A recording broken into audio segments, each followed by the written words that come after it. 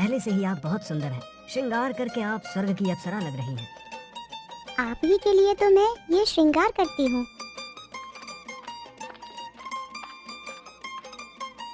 मैंने आपको पूरे राजमहल में ढूंढ लिया और आप यहाँ सुरेखा के साथ गप्पे लड़ा रहे हैं। मैंने आपके लिए खीर बनाई है, खाकर बताइए कि स्वादिष्ट बनी है या नहीं। ये खीर तो बहुत स्वादिष्ट है रेखा। आपके हाथों में तो जादू है। आपसे स्वादिष्ट भोजन कोई भी नहीं बना सकता। मैं बहुत भाग्यशाली हूँ जो मेरा आपसे विवाह हुआ।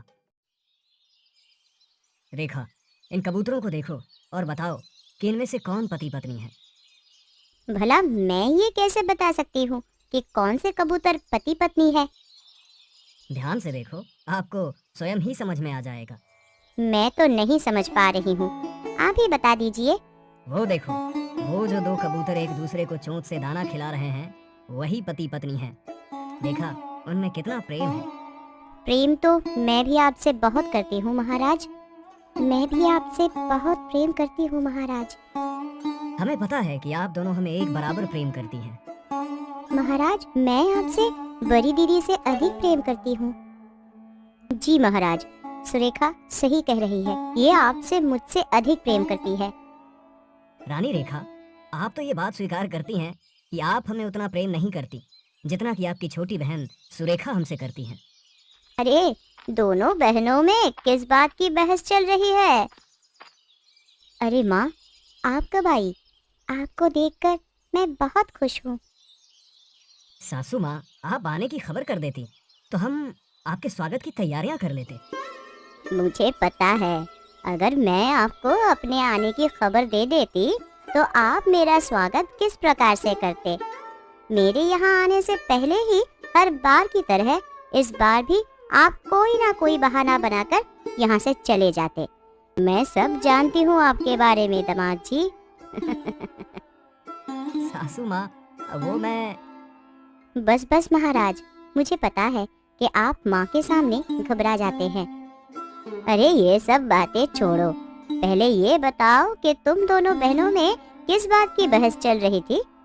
कुछ नहीं माँ, मैं और दीदी महाराज से ये कह रहे थे कि हम दोनों में से कौन उनसे सबसे ज्यादा प्रेम करती है। फिर दीदी ने खुद ही मान लिया कि वो महाराज से उतना प्यार नहीं करती जितना मैं करती हूँ। यह तो उसकी बचपन की आदत है।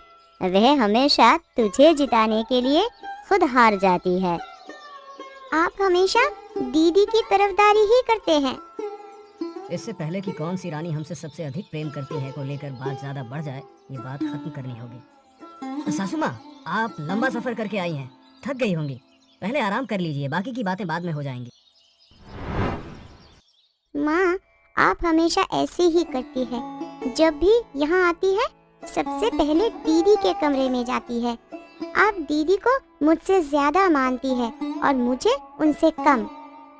ऐसी कोई बात नहीं है सुरेखा, मैं तुम दोनों बेटियों को एक बराबर मानती हूँ।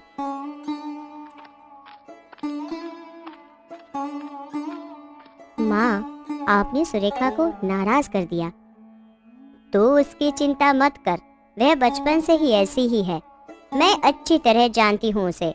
उसे लगता है कि वह छोटी है तो उसके साथ भेदभाव होता है, जबकि ऐसा नहीं है। हम सब तुम दोनों बहनों से बराबर प्रेम करते हैं। लेकिन ये बात सुरेखा को कैसे समझाई जाए? इसका कोई ना कोई तरीका सोचा होगा। महाराज, सभा में चलने का समय हो गया है। तुम जाओ मंत्री, हम आज सभा में नहीं आएंगे। क्या बात है महाराज, आप चिंतित लग रहे हैं। हमारी समझ में कुछ नहीं आ रहा कि हम सुरेखा को कैसे समझाएं। महाराज, आप एक काम करिए, आज सभा से अवकाश ले लीजिए। उससे क्या होगा? सभा से अवकाश लेकर कहीं बाहर घूम आइए। ऐसा करने से क्या होगा मंत्री जी? कुछ समय के लिए आप इस माहौल से दूर रहेंगे तो हो सकता है कि आप ये मामला सुलझाने का कोई उपाय सोच सकें। तुम बिल्कुल सही कह रहे हो, तुम भी हमारे साथ चलो, दोनों मिलकर कुछ सोचेंगे। लेकिन हम जाएंगे कहाँ? हम दोनों जंगल जाएंगे शिकार करने।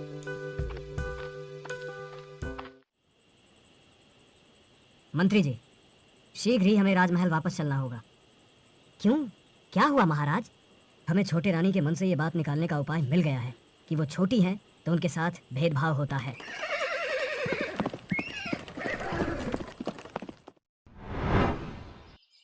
रानी रेखा और सुरेखा, हमें पता है कि आप दोनों हमें प्रेम करती हैं, लेकिन हम ये नहीं जानते कि आप दोनों में से कौन हमसे अधिक प्रेम करती हैं। इसलिए हम आपके प्रेम की परीक्षा लेना चाहते हैं। महाराज, हमने पहले ही आपसे बता दिया है कि भले ही आपने या सुरेखा ने कुछ भी कहा हो, लेकिन हम प्रत्यक्ष देखना चाहते हैं। यह आज दामाद जी को क्या हो गया है? मेरी दोनों बेटियों के प्रेम की परीक्षा क्यों लेना चाहते हैं? ऐसा लगता है इसके पीछे कोई खास वजह है। आप दोनों तो ये जानती हैं ना कि हमारी गौशाला की सभी गायें एक बराबर दूध देती हैं। जी महाराज, मैं भी ये बात अच्छी तरह जानती हूँ महाराज। तो फिर ठीक है, हम आप दोनों को अपनी गौशाला से एक एक दुधारू गायें देंगे। आप दोनों को 1 हफ्ते तक उनका भरण पोषण करना है और उनकी अच्छे से सेवा करनी है। ऐसा करके क्या होगा महाराज?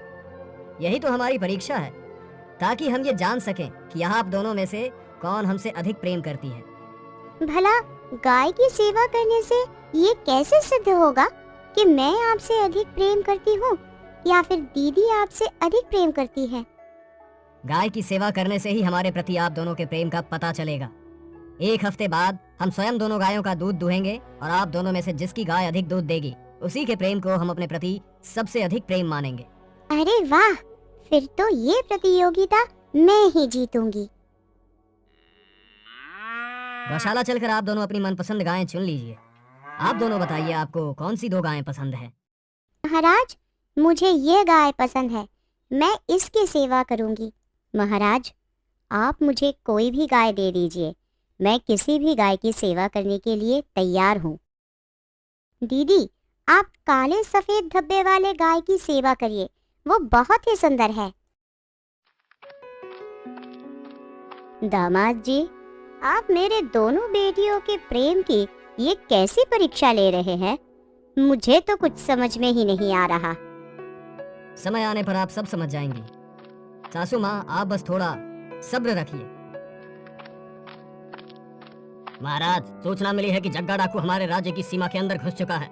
इससे पहले कि वो पिछली बार की तरह फिर से हमारे राज्य में उत्पात मचाए और राज्य के नागरिकों को परेशान करे, उससे पहले इसे पकड़ने का इंतजाम करो। जैसी आपकी आज्ञा महाराज। सेनापति, जाकर देखो उस बूढ़े आदमी को क्या हुआ है और उसे अपने साथ राजमहल की वाटिका में ले आओ। महाराज, ये बूढ़ा आदमी बेहोश हो गया है। सेनापति, शीघ्र जाकर राजवैद्य को बुलाकर लेकर आओ ताकि वो इन बुजुर्ग का इलाज कर सकें। राजवैद्य को बुलाने की कोई आवश्यकता नहीं है महाराज, मैं अपने आप ठीक हो जाऊंगा। आप कौन हैं और कहाँ रहते हैं?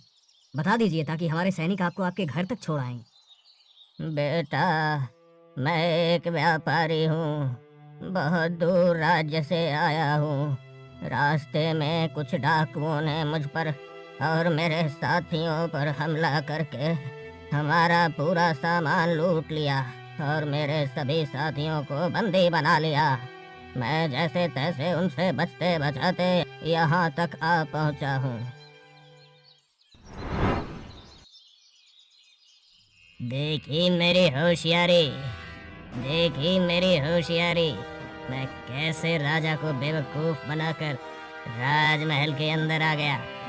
अब देखना आगे आगे क्या क्या करता हूँ।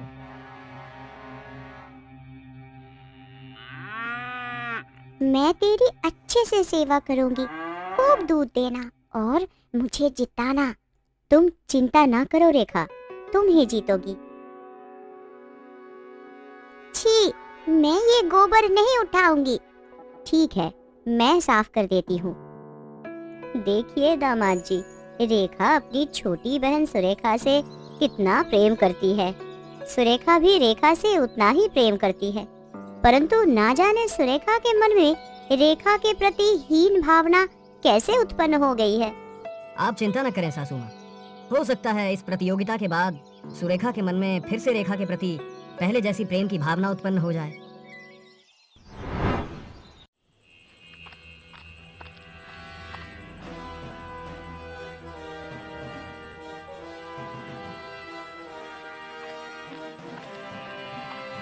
हमें बहुत नींद आ रही है, हम सोने जा रहे हैं। हाँ, मुझे भी नींद आ रही है, मुझे भी। न जाने आज के खाने में क्या था कि हम सबको एक साथ नींद आने लगी।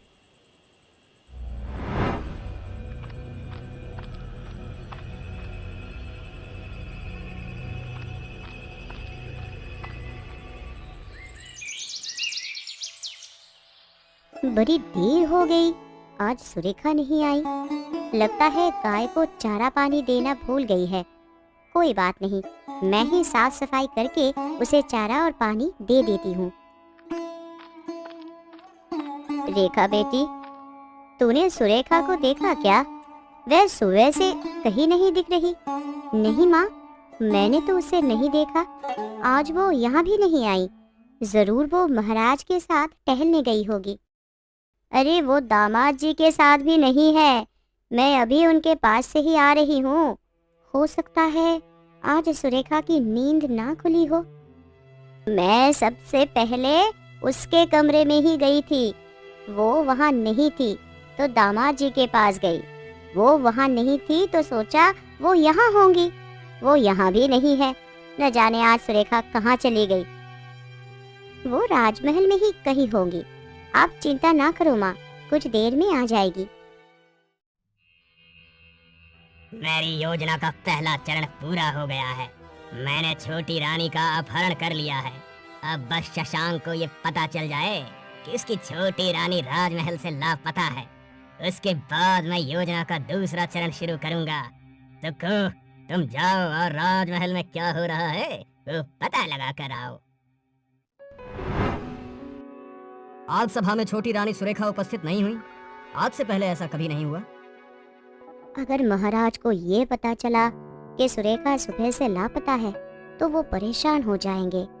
और हो सकता है कि यहाँ उपस्थित सभी के मन में ये विचार भी आए कि महाराज द्वारा ली जाने वाली परीक्षा में सुरेखा से आगे निकलने के लिए मैंने ही उसे कहीं छिपा दिया है।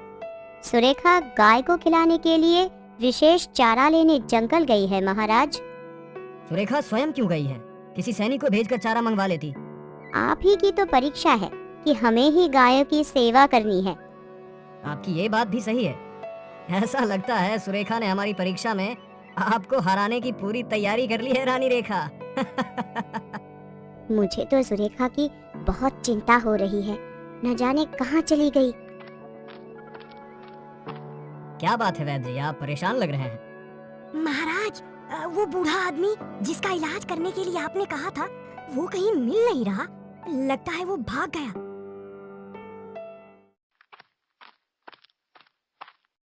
माँ, मैंने पूरा राजमहल ढूंढ लिया लेकिन सुरेखा का कुछ पता नहीं चला। मैंने भी उसे राजमहल में हर जगह ढूंढा लेकिन वह कहीं नहीं मिली। अगर किसी को पता चल गया कि सुरेखा राजमहल में नहीं है तो फिर क्या होगा? सब यही सोचेंगे कि मैंने ही उसे। नहीं नहीं, ऐसा मत सोच बेटी। एक तरीका है जिससे ये किसी को भी नहीं पता चलेगा कि सुरेखा राजमहल में नहीं है। वह कौन सा तरीका है माँ? रेखा बेटी, जुड़वा होने की वजह से तुम दोनों एक जैसे दिखती हो, इसलिए जब तक सुरेखा वापस नहीं आ जाती है तब तक तुझे ही सुरेखा की जगह लेनी होगी। हाँ माँ, तुम बिल्कुल ठीक कह रही हो। महाराज, आज उसकी तबीयत ठीक नहीं है, इसलिए वह अपने कमरे में आराम कर रही है। आपने ये बात हमें पहले क्यों नहीं बताई? हम अभी राजवैद्य को बुला लाते हैं।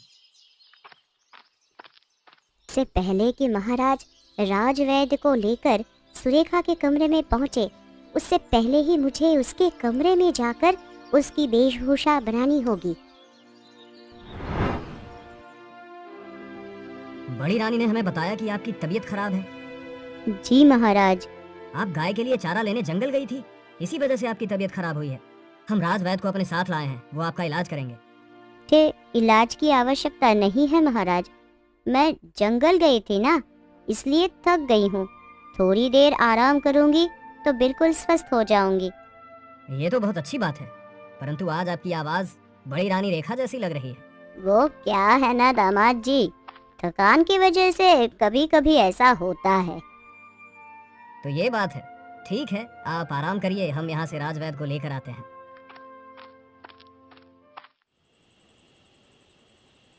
तुम कौन हो और मुझे यहाँ लेकर क्यों आए हो? मैं हूँ जग्गा डाकू, जिससे पूरी दुनिया डरती है। मैंने तुम्हारा क्या बिगाड़ा है जो तुमने मुझे बंदी बना लिया? मुझे छोड़ दो। तुमने मेरा कुछ भी नहीं बिगाड़ा, लेकिन तुम्हारे पति महाराज शशांक ने मेरा बहुत कुछ बिगाड़ा है। वो बहुत अच्छे राजा है, उन्होंने कभी किसी के साथ गलत नहीं करते। उन्होंने मेरे 4 साथियों को बंदी बना लिया है। जब तक वो उन्हें नहीं छोड़ेंगे तब तक मैं तुम्हें आजाद नहीं करूंगा। कहो सुखू, क्या खबर लाए हो? जग्गा, वहाँ के माहौल को देखकर लगता ही नहीं जैसे किसी को अब तक इस बात का पता चला है कि छोटी रानी सुरेखा वहाँ नहीं है। ऐसा कैसे हो सकता है? आज पूरे 3 दिन हो गए सुरेखा का अपहरण किए हुए। अब तक तो सबको पता चल जाना चाहिए था। मुझे तो ऐसा लगता है जैसे किसी को छोटी रानी की परवाह नहीं है। तुम राजमहल जाओ और वहाँ लोग क्या बातें करते हैं उसके बारे में पता लगाओ। इसका मतलब कि सबसे पहले दीदी को ही ये पता चला है कि मेरा अपहरण हो गया है और उन्होंने ही अब तक किसी को मेरे अपहरण के बारे में पता नहीं लगने दिया। लेकिन उन्होंने ऐसा क्यों किया? आज पूरे 4 दिन हो गए, हमारे छोटी बेटी का कुछ पता नहीं है। न जाने वो कहाँ होंगी। मुझे लगता है दामाद जी को उसके बारे में बता देना चाहिए। हाँ माँ, मुझे भी ऐसा ही लगता है। मुझे लगता है ये हमारे किसी दुश्मन का ही काम है। उसी ने सुरेखा का अपहरण किया है। अगर ऐसा ही है तो फिर अब तक उसने इसकी सूचना दामाद जी को क्यों नहीं दी? हो सकता है उसकी योजना कुछ और हो। यह कौन है? यह वहाँ क्यों छुपा है? कहीं ऐसा तो नहीं मेरी बेटी के अपहरण में इसी का हाथ है? बेटी, तुम जाओ, मैं बाकी की गायों को चारा डाल कर आती हूँ। मुझे इसका पीछा करके ये पता लगाना होगा कि यह कहाँ जाता है।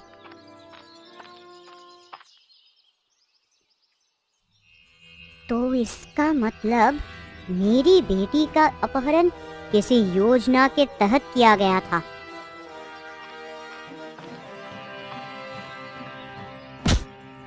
इससे पहले कि इन दोनों को होश आ जाए, जल्दी से यहाँ से राजमहल चलते हैं। नहीं माँ, मैं राजमहल नहीं जाऊंगी। वहाँ मेरी किसी को कोई चिंता नहीं है। ऐसी बात नहीं है बेटी, तू पहले यहाँ से चल, फिर मैं तुझे सब कुछ बताती हूँ। दीदी ने ऐसा क्यों किया? क्योंकि वह तुझसे बहुत प्रेम करती है। इसका मतलब मैं दीदी के बारे में जो कुछ भी सोच रही थी वह सब गलत था। हाँ बेटी। सुरेखा, आप यहाँ हैं तो ये कौन है? तुम वापस आ गई सुरेखा। जग्गा डाकू की इतनी हिम्मत कि उसने राजमहल में घुसकर आपका अपहरण किया। मुझे नहीं पता था कि आप मुझसे इतना प्रेम करती है दीदी। मुझे माफ कर दो, मैंने आपके साथ इतना गलत व्यवहार किया। तुम मेरी छोटी बहन हो, कभी कभी छोटों से गलती हो जाए तो बड़े माफ कर दिया करते हैं। आज हमने पहली बार आप दोनों बहनों को गले लगाते देखा है। मेरे मन में दीदी के प्रति जो गलतफहमी थी वे सब कुछ मिट गए महाराज। ये तो बहुत अच्छी बात है। अब शीघ्र से अपनी गाय की सेवा करो, नहीं तो मेरी परीक्षा में हार जाओगी रानी सुरेखा। मैं आपकी परीक्षा में हारूं या जीतूं, अब मुझे कोई फर्क नहीं पड़ने वाला, क्योंकि मैं जान चुकी हूँ कि दीदी मुझसे कितना प्रेम करती है। आपसे मैं अधिक प्रेम करूं या फिर दीदी? आप हो तो हम दोनों के ही पति। यही बात तो तुम्हें समझाने के लिए मैं तुम दोनों के बीच परीक्षा करवा रहा था।